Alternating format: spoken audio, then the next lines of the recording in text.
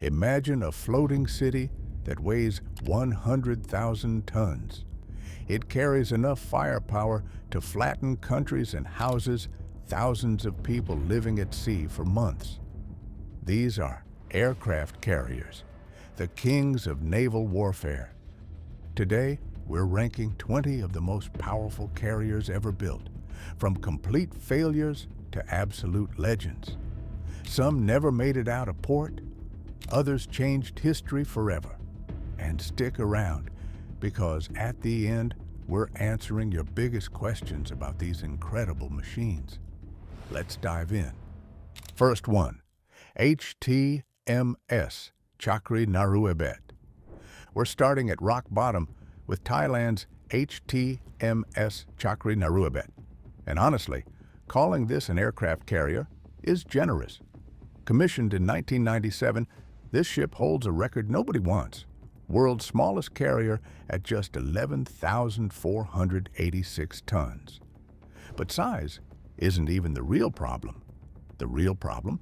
This carrier has 0 aircraft, not one. Originally designed for Harrier jump jets, Thailand scrapped those planes years ago because they cost too much to maintain. So what does this carrier actually carry? Helicopters. That's it. Locals call it the world's most expensive royal yacht because Thailand's royal family uses it for ceremonies more than military missions. The ship even has royal apartments inside. Now, credit where it's due. During the 2004 tsunami, this carrier became a floating hospital and saved lives. Same thing during Thailand's massive floods. For humanitarian work, it's valuable. But in a real naval war, this carrier wouldn't last an hour. No fighters means no defense, no strike capability, nothing. Each deployment costs 1 million baht, so Thailand keeps it docked most of the time. These days, it's basically a museum piece. Second one, Shinano. Next up is Japan's Shinano, and this one's tragic. Converted from a battleship hull late in World War II, Shinano was supposed to be revolutionary. At 65,000 tons, it was the largest carrier ever built at the time. But rushed construction meant disaster. 10 days after commissioning in November 1944, an American submarine fired 6 torpedoes. 4 hit. Poor damage control and bad design meant Shinano sank in 7 hours, taking over 1,000 sailors down with it. This carrier never launched a single aircraft, never flew a single mission, never did anything except sink.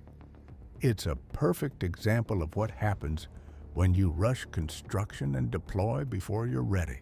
Third one, NAA São Paulo. Brazil's São Paulo is another disaster story. Originally a French carrier called Foch, Brazil bought it hoping for naval power. What they got was a maintenance nightmare. Chronic boiler failures, broken catapults, malfunctioning arresting gear, and multiple fires. This carrier spent more time broken down than actually sailing. Maintenance costs exploded. Safety became a massive concern. Eventually, Brazil gave up and decommissioned it. After failing to sell it, São Paulo was scrapped. It's a harsh lesson.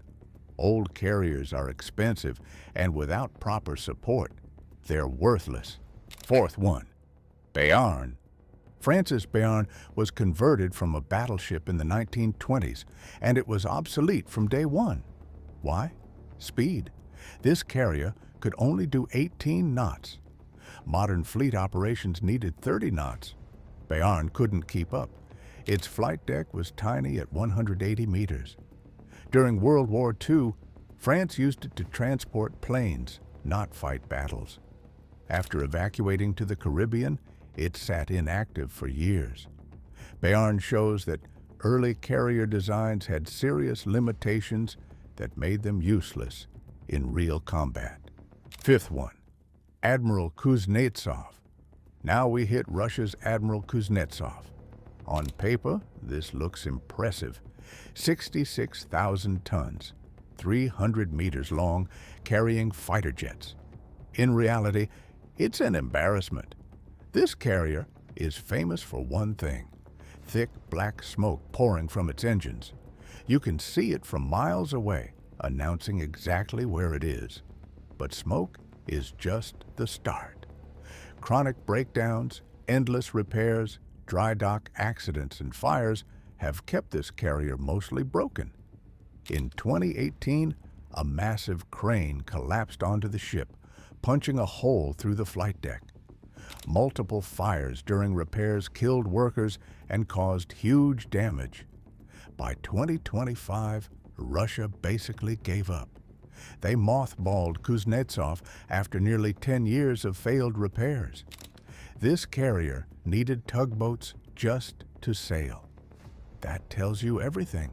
Sixth one, Príncipe de Asturias. Spain's Príncipe de Asturias served from 1988 to 2013 as a light carrier. At 17,000 tons, it operated Harrier jets and helicopters from a ski jump deck. For regional operations, it worked fine. Spain used it in NATO missions and humanitarian work. But limited size meant limited aircraft, typically just 6 to 12 Harriers. Range was short. Capability was modest. Budget cuts ended its service in 2013, and it was scrapped. It was competent, but limited. Seventh one, Essex class. The American Essex class carriers were World War II workhorses. 24 ships were built, each displacing 27,000 tons and carrying up to 100 aircraft during wartime. These carriers helped win the Pacific War, fighting in major battles from Iwo Jima to the Philippines. Many served into Vietnam after modernization. Ships like Essex, Yorktown, and Intrepid earned legendary status. But compared to modern carriers, they're small, conventionally powered, and technologically primitive. Their historical importance is huge, but capability-wise, they can't compete with later designs. Several are museum ships today, preserving their legacy. Eighth one, Liaoning. China's Liaoning marks a turning point. This was China's first carrier, bought as an incomplete Soviet hull from Ukraine and rebuilt at Chinese shipyards. Commissioned in 2012 at 60,000 tons, Liaoning operates J-15 fighters from a ski jump deck. For years, it served mainly as a training platform, teaching Chinese pilots how carrier operations work. And that training paid off. China qualified hundreds of pilots and developed doctrine. But Liaoning has limits. The ski jump restricts how much fuel and weapons fighters can carry. Conventional propulsion means regular refueling. This is a first-generation carrier, valuable for learning, but limited in real combat capability. Ninth one, Shandong. Shandong is huge for China because they built it entirely themselves. Construction started in 2013, and it was commissioned in 2019. At 60,000 to 70,000 tons, Shandong looks like Liaoning, but with improvements: smaller island structure, better flight deck layout, and refined internal design. It operates about 40 aircraft, including J-15 fighters and helicopters. Shandong still uses a ski jump, so it has the same payload restrictions. But the achievement is massive. China proved they can design and build carriers from scratch. In 2025, Shandong visited Hong Kong in a show of naval power. This carrier represents China's growing confidence and capability. 10th one, Juan Carlos I. Spain's Juan Carlos I is different. Commissioned in 2010, this 27,000-ton ship combines carrier and amphibious assault roles. It has a full flight deck, with a ski jump for helicopters and potentially F-35B stealth fighters. But it also has a well deck for landing craft and vehicle storage. This flexibility makes it valuable for expeditionary missions, humanitarian work, and coalition operations. The design was so good that other countries copied it. But as a pure carrier, it's limited. Smaller air wing, multi-role focus instead of aviation dominance. It does what it's designed for well, but it's not a frontline fleet carrier. 11th one, USS Kitty Hawk. USS Kitty Hawk served America from 1961 to 2009 as one of the last oil-powered supercarriers. At 82,000 tons and over 300 meters long, Kitty Hawk was huge. It carried 80-plus aircraft launched by steam catapults. This carrier saw Vietnam combat, Cold War patrols, and served as the forward-deployed carrier in Japan for a decade.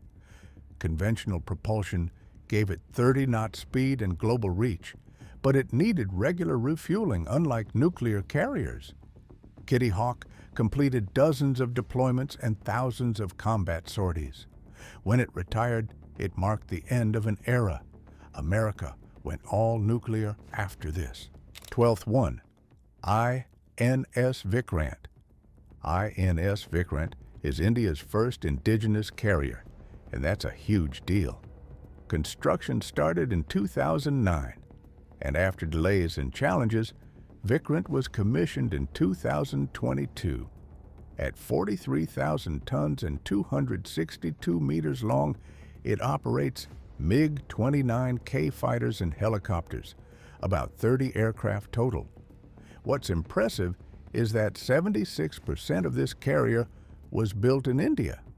That shows serious engineering capability.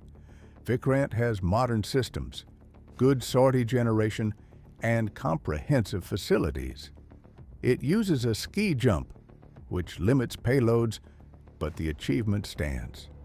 India joined the elite club of nations that can design and build carriers.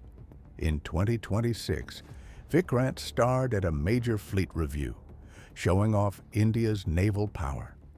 13th one, INS Vikramaditya. Vikramaditya started as a Soviet carrier before India bought it in 2004. After nearly 10 years of reconstruction in Russia, it joined the Indian Navy in 2013. At 45,000 tons, this carrier operates MiG-29K fighters and helicopters, carrying about 36 aircraft total. Conventional steam turbines give it 30-knot speed. Vikramaditya serves as India's primary carrier, conducting regular operations across the Indian Ocean. It participates in major exercises with American and Japanese forces, showing interoperability. The carrier operates alongside Vikrant, giving India dual carrier capability. While it has ski jump limitations and isn't nuclear, Vikramaditya is a proven, capable platform and the backbone of Indian naval aviation. 14th one, it's Cavour. Italy's Cavour commissioned in 2009 and represents modern European carrier thinking. At 30,000 tons, this carrier was built for flexibility. Originally operating Harrier jets, Cavour transitioned to F-35B stealth fighters. That's a game changer. Stealth fighters give Italy punch far beyond the carrier's size. Cavour can carry about 20 aircraft total and uses gas turbines for 28-knot speed. Range is 7,000 nautical miles. In 2024, Cavour deployed to the Indo-Pacific for major exercises, operating F-35Bs alongside Allied forces. This showed global reach and interoperability. While smaller than supercarriers, Cavour's stealth capability and modern design make it a credible power projection tool for Italy and NATO. 15th one, USS Midway. USS Midway served America from 1945 to 1992, an incredible 47-year career. Commissioned right after World War II ended, Midway was the largest carrier of its time at 64,000 tons after modernization. It missed World War II, but became essential during the Cold War. In Vietnam, Midway launched thousands of combat sorties. In 1975, it evacuated Saigon as North Vietnam took over. In 1991's Desert Storm, Midway's aircraft flew over 3,000 missions from the Persian Gulf. This carrier adapted through multiple aircraft generations and conflicts. After retirement, Midway became a museum ship in San Diego, one of America's most popular naval museums. Its longevity and combat record earn it this spot. 16th one, HMS Queen Elizabeth. HMS Queen Elizabeth represents Britain's return to big carriers. Commissioned in 2017, this 65,000-ton carrier is built around one aircraft, the F-35B stealth fighter.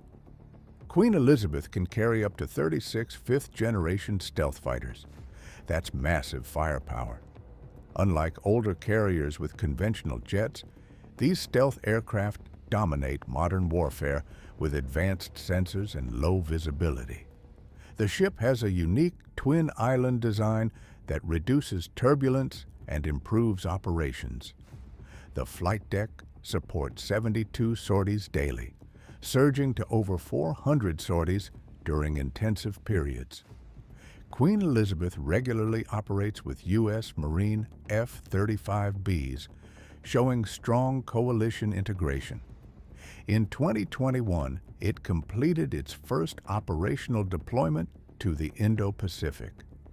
While conventionally powered and smaller than American supercarriers, Queen Elizabeth's stealth capability makes it elite. 17th one, Charles de Gaulle. Charles de Gaulle is special because it's the only nuclear carrier outside America. Commissioned in 2001, this French carrier displaces 42,500 tons. 2 nuclear reactors give it unlimited range, limited only by food and supplies. But nuclear power isn't the only advantage. Charles de Gaulle uses steam catapults, not ski jumps.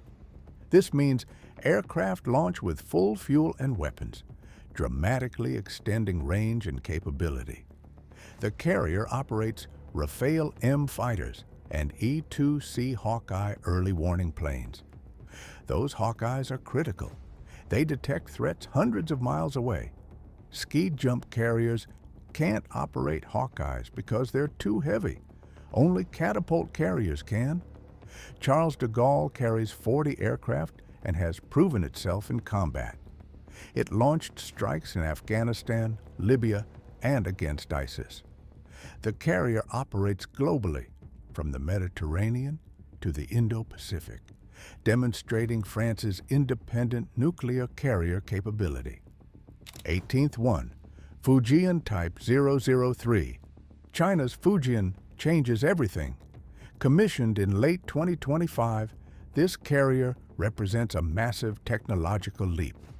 At 80,000 tons and 318 meters long, Fujian is China's largest carrier ever. But size isn't the story. Technology is. Fujian has 3 electromagnetic catapults, not steam, electromagnetic. This is the same cutting-edge system America uses on its newest carriers. Electromagnetic catapults use electrical power to launch aircraft smoothly and efficiently. They can launch heavy fighters or small drones with equal effectiveness.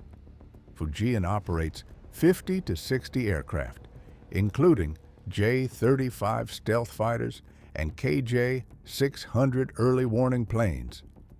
With catapults, these aircraft launch fully loaded, giving China long-range strike capability for the first time. Fujian completed sea trials in 2024 and is now operational. While conventionally powered instead of nuclear, Fujian's electromagnetic catapults, large air wing, and stealth fighters make it the most capable non-American carrier ever built. 19th one. Nimitz class. The Nimitz class represents 40 years of American naval dominance. 10 ships were built between 1975 and 2009, including USS Nimitz, USS Ronald Reagan, USS Abraham Lincoln, USS Theodore Roosevelt, and USS George H.W. Bush. Each displaces 100,000 tons and measures 333 meters long. 2 nuclear reactors provide unlimited range and decades of operation without refueling. 4 steam catapults launch aircraft every 20 seconds. These carriers carry 80-plus aircraft, F/A 18 Super Hornets, EA 18G Growlers, E2 Hawkeyes, and helicopters.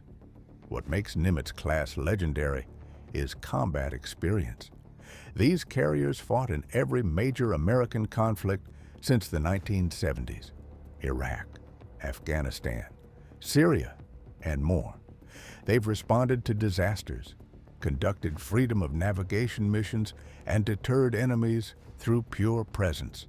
Each ship holds 5,000 personnel and can generate 160 sorties daily, surging to 270 during crisis. That's more than most entire air forces. These carriers are built to absorb massive damage and keep fighting. The Nimitz class defined modern supercarrier operations for an entire generation. 20th one, USS Gerald R. Ford. At number 1, we have USS Gerald R. Ford. This is the most advanced warship ever built. Period. Commissioned in 2017, Ford represents revolutionary technology. At 100,000 tons and 337 meters long, it's powered by 2 nuclear reactors generating 3 times more electrical power than Nimitz-class ships. Why does that matter? Energy powers everything: sensors, weapons, future laser systems. Ford uses electromagnetic catapults, launching aircraft 25% faster than steam systems while reducing stress. Advanced arresting gear uses electromagnetics for safer landings. Even weapons elevators use electromagnetic technology, moving bombs faster than ever. Ford carries over 90 aircraft: F-35C stealth fighters, F/A 18 Super Hornets, EA 18G Growlers, E2D Advanced Hawkeyes, and MQ-25 unmanned refueling drones. Those drones extend aircraft range by refueling them in flight. That's incredible capability. Ford's combat systems are generations ahead, with advanced radar, integrated management, and layered defenses. The ship needs 600 fewer crew than Nimitz-class despite being more capable. Automation handles tasks that used to need dozens of sailors. After solving early technical challenges, Ford now operates as the ultimate power projection platform. It carries the world's most advanced stealth fighters, launches them faster than any other carrier, operates indefinitely on nuclear power, and projects American power anywhere on Earth. This is the pinnacle. This is the benchmark. This is what every other carrier is measured against. And there you have it. 20 aircraft carriers ranked from worst to best. From Thailand's floating palace to America's technological masterpiece. The difference isn't just size or cost, it's capability, reliability, and strategic impact. Now for those questions we promised. First, why can't every country build carriers? Simple: money and complexity. A Ford-class carrier costs $13 billion just to build. Add billions more for aircraft and escort ships. Only superpowers can afford this. Second, does nuclear power really matter? Absolutely. Nuclear carriers run for 25 years without refueling, unlimited range, and internal space goes to weapons and fuel instead of ship fuel. Third, how do modern carriers launch jets? Traditional carriers used steam catapults. Modern supercarriers like Ford and Fujian use electromagnetic launch systems. Electrical power accelerates aircraft smoothly, reducing stress and allowing everything from heavy fighters to tiny drones.